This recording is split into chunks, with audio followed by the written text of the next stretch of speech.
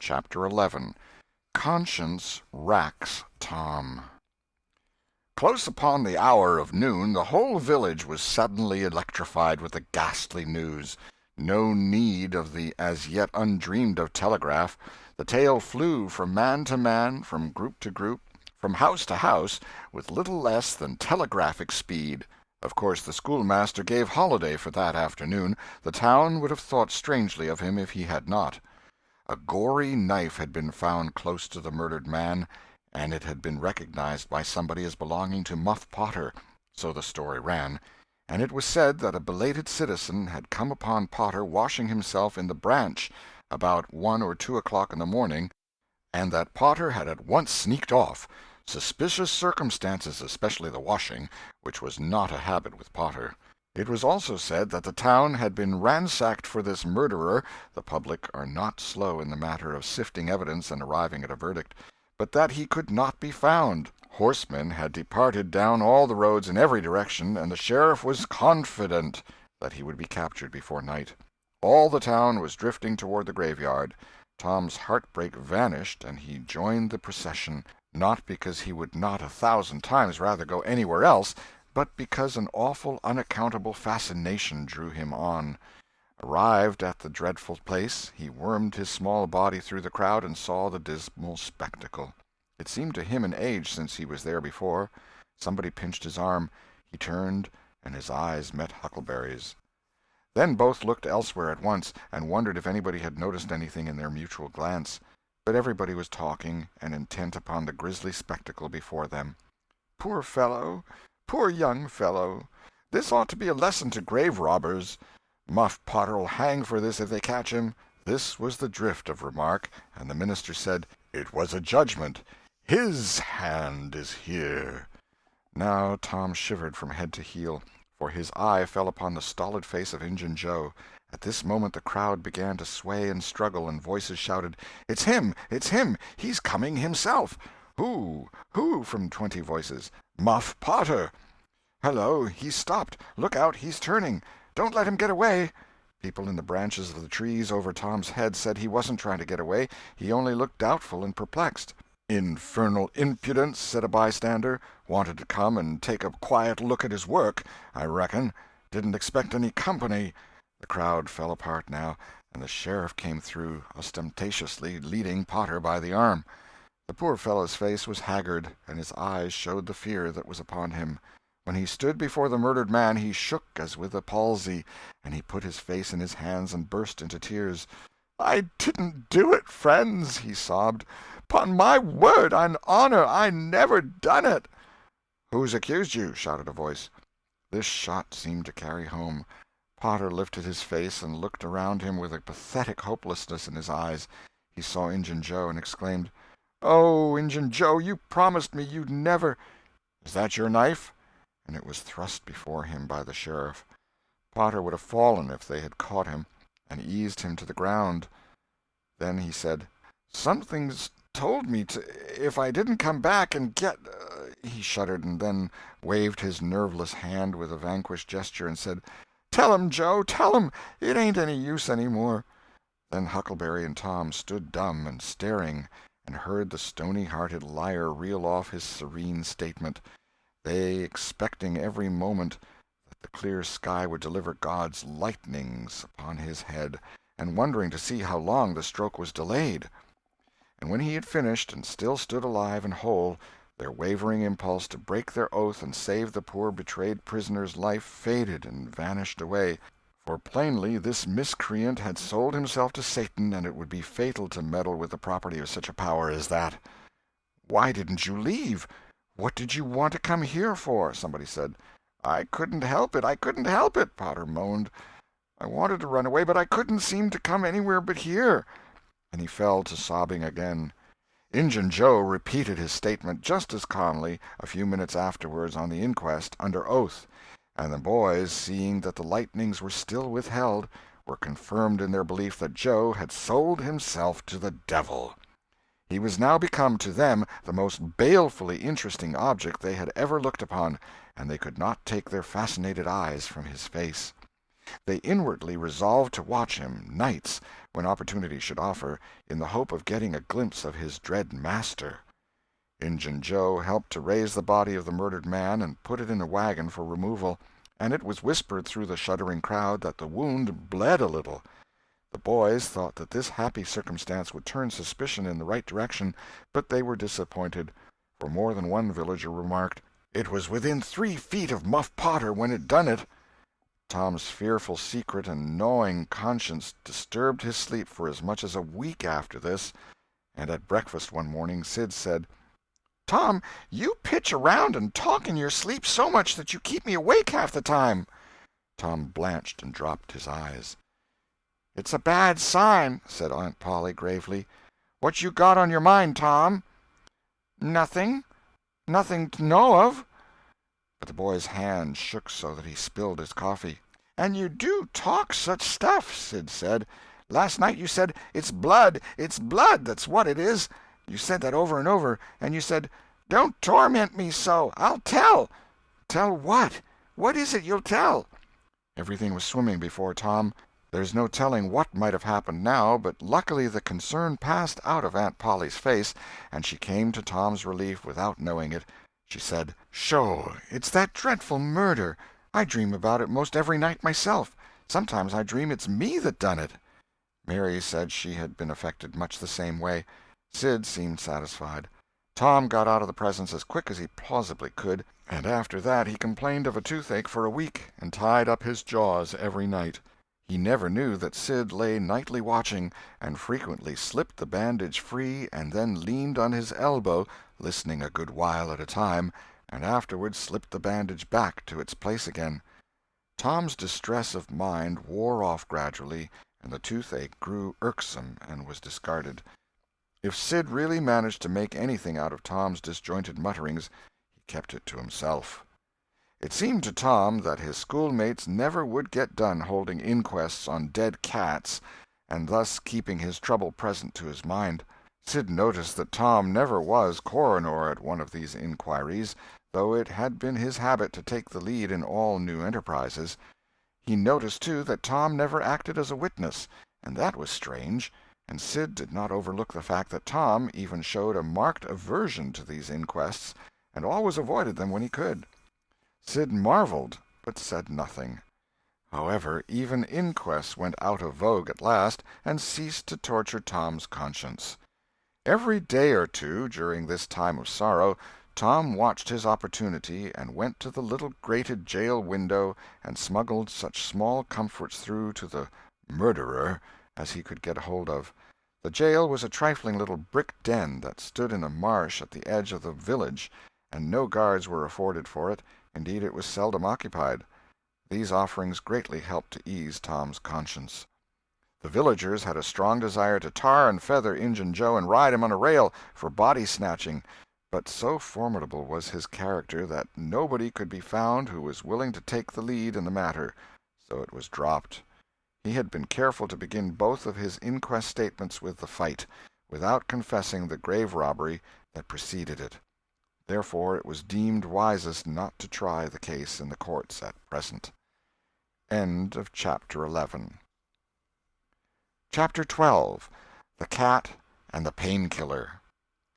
One of the reasons why Tom's mind had drifted away from its secret troubles was that it had found a new and weighty matter to interest itself about. Becky Thatcher had stopped coming to school. Tom had struggled with his pride a few days, and tried to whistle her down the wind, but failed.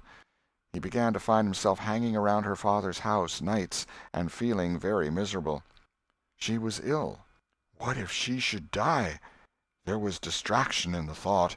He no longer took an interest in war, nor even in piracy. The charm of life was gone. There was nothing but dreariness left. He put his hoop away, and his bat. There was no joy in them any more. His aunt was concerned. She began to try all manner of remedies on him. She was one of those people who are infatuated with patent medicines and all new-fangled methods of producing health or mending it. She was an inveterate experimenter in these things. When something fresh in this line came out, she was in a fever, right away, to try it. Not on herself, for she was never ailing, but on anybody else that came handy. She was a subscriber for all the health periodicals and phenomenological frauds, and the solemn ignorance they were inflated with was breath to her nostrils.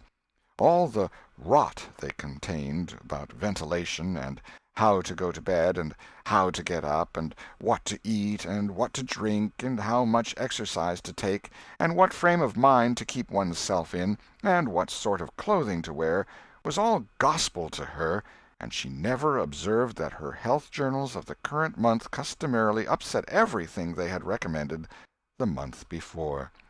She was as simple-hearted and honest as the day was long, and so she was an easy victim. She gathered together her quack periodicals and her quack medicines, and thus armed with death went about on her pale horse, metaphorically speaking, with the hell following after. But she never suspected that she was not an angel of healing and the balm of Gilead in disguise to the suffering neighbors. The water treatment was new, now, and Tom's low condition was a windfall to her. She had him out at daylight every morning, stood him up in the woodshed, and drowned him with a deluge of cold water. Then she scrubbed him down with a towel like a file, and so brought him to. Then she rolled him up in a wet sheet and put him away under blankets till she sweated his soul clean, and the yellow stains of it came through his pores, as Tom said. Yet, notwithstanding all this, the boy grew more and more melancholy and pale and dejected. She added hot baths, sitz baths, shower baths, and plunges. The boy remained as dismal as a hearse. She began to assist the water with a slim oatmeal diet and blister plasters. She calculated his capacity as she would a jug's, and filled him up every day with quack cure-alls. Tom had become indifferent to persecution by this time. This phase filled the old lady's heart with consternation. This indifference must be broken up at any cost. Now she heard of pain-killer for the first time. She ordered a lot at once. She tasted it and was filled with gratitude. It was simply fire in a liquid form.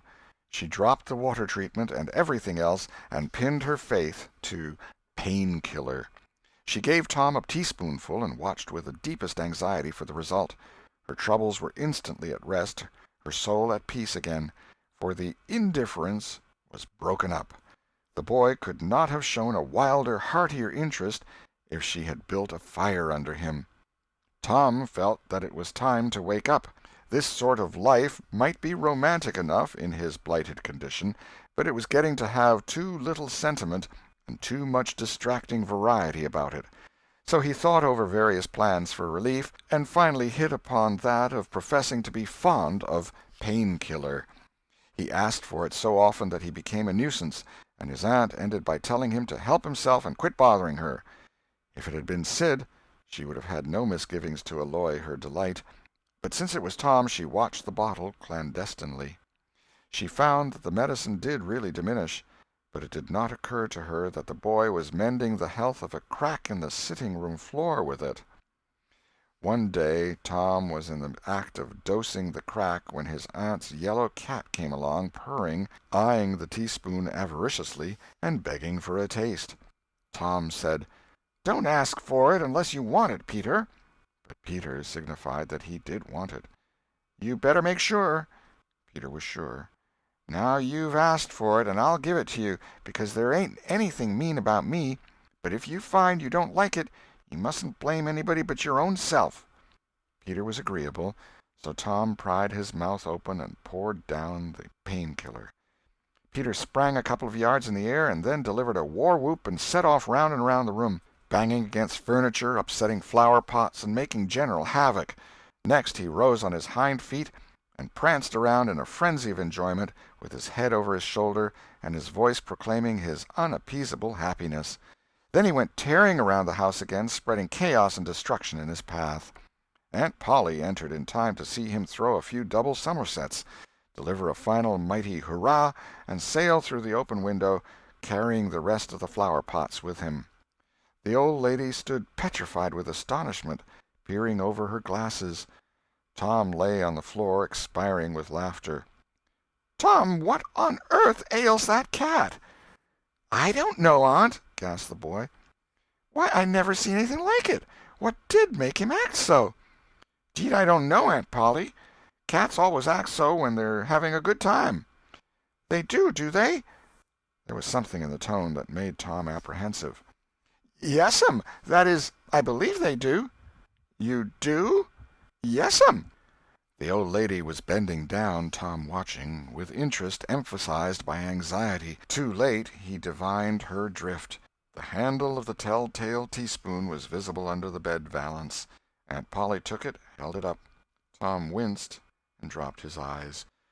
Aunt Polly raised him by the usual handle, his ear, and cracked his head soundly with her thimble. "Now, sir, what did you want to treat that poor dumb beast so for?" "I done it out of pity for him, because he hadn't any aunt." "Hadn't any aunt, you numbskull! What has that got to do with it?" "Heaps. Because if he'd 'a' had one, she'd 'a' burnt him out herself. She'd 'a' roasted his bowels out of him 'thout any more feeling than if he was a human." Aunt Polly felt a sudden pang of remorse. This was putting the thing in a new light. What was cruelty to a cat might be cruelty to a boy, too. She began to soften. She felt sorry. Her eyes watered a little, and she put her hand on Tom's head and said gently, "I was meaning for the best, Tom. And, Tom, it did do you good." Tom looked up in her face with just a perceptible twinkle peeping through his gravity. "I know you was meaning for the best, auntie, and so was I with Peter. It done him good, too. I never seen him get around so since." "Oh, go along with you, Tom, before you aggravate me again. And you try and see if you can't be a good boy for once, and you needn't take any more medicine."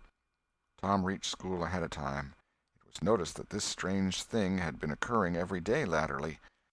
And now, as usual of late, he hung about the gate of the schoolyard instead of playing with his comrades. He was sick, he said, and he looked it.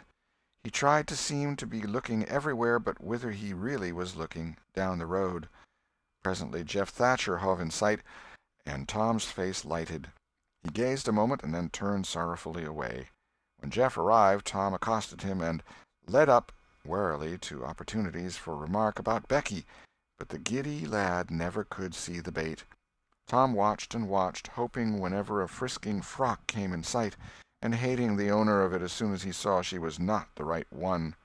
At last frocks ceased to appear, and he dropped hopelessly into the dumps. He entered the empty schoolhouse and sat down to suffer. Then one more frock passed in at the gate, and Tom's heart gave a great bound. The next instant he was out, and going on like an Indian, yelling and laughing and chasing boys, jumping over the fence at risk of life and limb, throwing handsprings, standing on his head, doing all the heroic things he could conceive of, and keeping a furtive eye out all the while to see if Becky Thatcher was noticing. But she seemed to be unconscious of it all. She never looked. Could it be possible that she was not aware that he was there? He carried his exploits to her immediate vicinity, came war-whooping around, snatched a body's cap, hurled it to the roof of the schoolhouse, broke through a group of boys, tumbling them in every direction, and fell sprawling, himself, under Becky's nose, almost upsetting her, and she turned, with her nose in the air, and he heard her say, "Humph! Some people think they're mighty smart, always showing off." Tom's cheeks burned.